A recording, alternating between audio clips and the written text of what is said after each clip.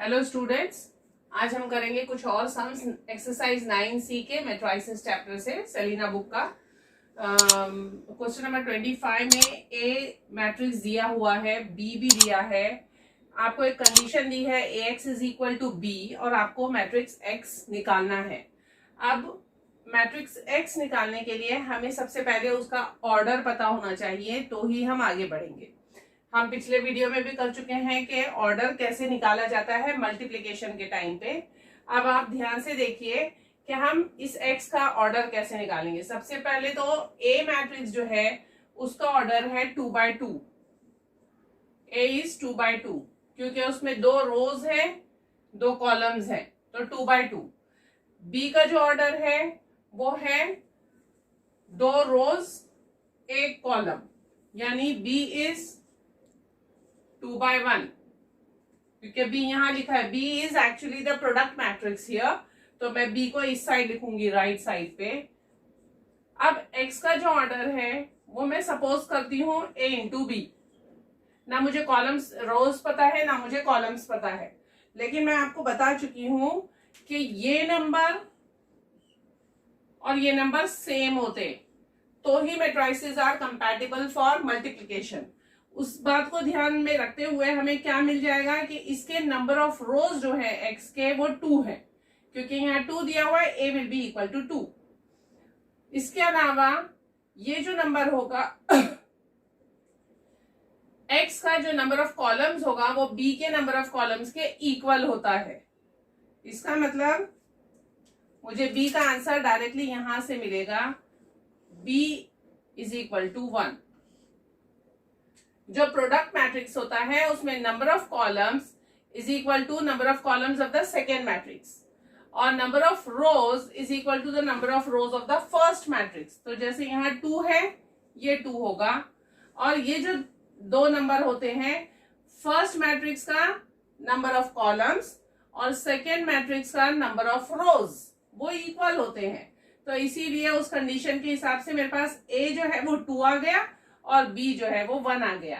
तो आप colour pencil से, कलर स्केच पेन से मार्किंग कर लीजिए कि ये इज इक्वल टू ये और ये पोजीशन इज इक्वल टू ये पोजीशन, जिससे आपको पता चल जाएगा कि A is 2 and B is 1। जब आप ये समझ गए तो इससे पता चल गया कि हमारी X की जो ऑर्डर है वो 2/1 है, यानी उसमें 2 रोज होंगे, एक ही कॉलम होगा, यानी इस तरीके का मैट्रिक्स होगा, 2 रोज 1 कॉलम। तो हम अज्यूम करते हैं कि let x is equal to,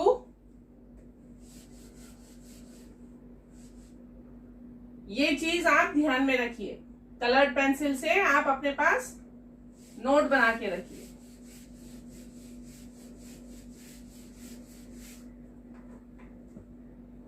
तो x, let x is equal to, यहां पर हम कोई भी टर्म्स ले लेते हैं, से ए बी, क्योंकि मुझे ये पता करना है, क्योंकि इसका ऑर्डर जो है वो 2/1 है, मैंने ए बी इस तरीके से लिखा है, 2 रोज 1 कॉलम।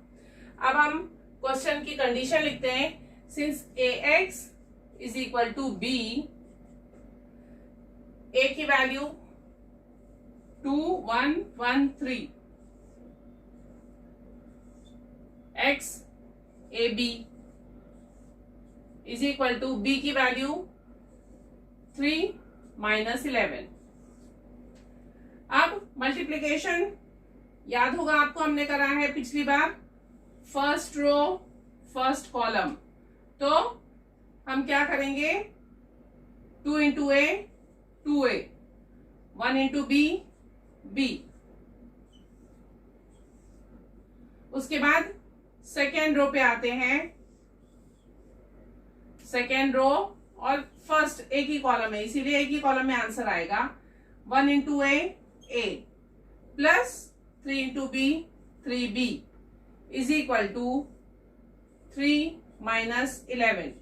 अब यहाँ पे एक पॉइंट याद रखिए कि जब आप ये मैट्रिक्स लिख रहे हैं, जब हम नंबर्स होते हैं तो प्लस माइनस करने के टाइम पे हमें याद रहता है हम प्लस माइनस कर रहे हैं, लेकिन क्योंकि यहाँ पे अल्फाबेट्स हैं, बच्चे ज्यादातर कंफ्यूज हो जाते हैं कि 2a और b ये जो आ रहा है हम क्या करें, तो बीच में प्लस की साइन आएगी और वो आपका एक एलिमेंट होगा, उसके बाद अब ये नंबर मैं यहाँ लिखूं या यहाँ लिखूं, इसमें कंफ्यूज नहीं होना है, इसीलिए मैंने आपको कहा कि आप मैट्रिक्स का ऑर्डर देख लीजिए और सबसे पहले मैट्रिक्स देखिए कि एलिमेंट्स कैसे प्लेस होंगे। तो जब हम मल्टीप्लाई करेंगे तो ये एक एलिमेंट आया, दूसरा एलिमेंट इस तरीके से ही आएगा क्योंकि दोनों मैट्रिसेस इक्वल हैं। तो इसको देख के भी आप डिसाइड कर सकते हैं कि मैं एलिमेंट यहाँ लिखने वाला हूँ या यहाँ लिखने वाला हूँ। तो यही पोजीशन जो है वो आपको याद रखनी है ताकि आप कंफ्यूज ना हो। अब हम इक्वेट करेंगे 2a plus b is 3। ये एक इक्वेशन मिल गई। दूसरी इक्वेशन मिली a plus 3b is -11। अब आपको याद होगा साइमल्टेनियस इक्वेशन जो हम लीनियर इक्वेशन सॉल्व करते हैं ये उस मेथड से करेंगे। यहाँ 2a का कोएफिशिएंट 2 है और यहाँ पे a का कोएफिशिएंट 1 है। तो मैं क्या करूंगी, इस इक्वेशन को मल्टीप्लाई बाय 2 कर दूंगी। Equation 2 multiplying equation 2 with 2। तो what do I get, 2a plus 2 3 is 6b is equal to 2 into 11 22 minus 22। This is my third equation। Multiplying equation 2 by 2 we get third equation। अब क्योंकि 2a same हो गए, अब equation 1 और equation 3 को हम minus करेंगे ताकि ये दोनों साइन चेंज होने की वजह से कैंसिल हो जाए। तो सब्ट्रैक्ट करेंगे अब हम।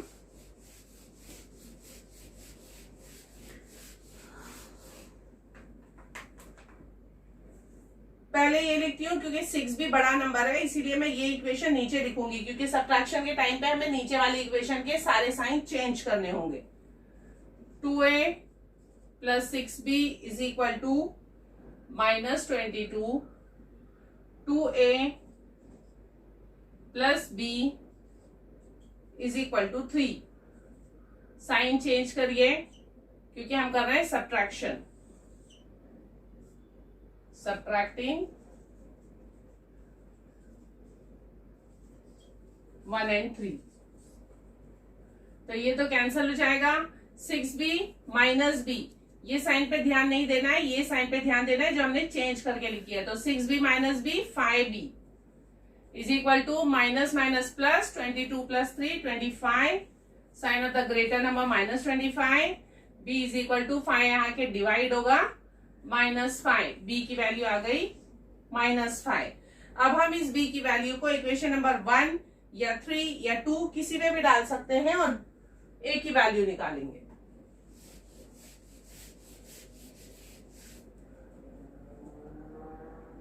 तो मैं इक्वेशन नंबर 2 यूज करती हूँ क्योंकि ये छोटे टर्म्स हैं। a plus 3b is equal to -11।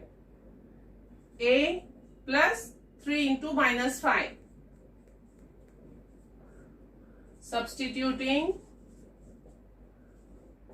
in equation 2 हमें ये मिलेगा, this is equal to -11। 3 5s are 15। a minus 15 is equal to -11। So a is equal to -11 plus 15। ये -15 इधर आके +15 हो गया, which is equal to 15 minus 11 4। Therefore x क्या हो गया, मेरा तो मैट्रिक्स था, a और b की वैल्यू नहीं चाहिए थी, मुझे मैट्रिक्स बनाना है। तो x is equal to ab था, a मेरा आया है 4 और b मेरा आया था -5। तो this is the final answer for our matrix x। I hope आप लोग ये समझ गए होंगे, ये आंसर है x के लिए।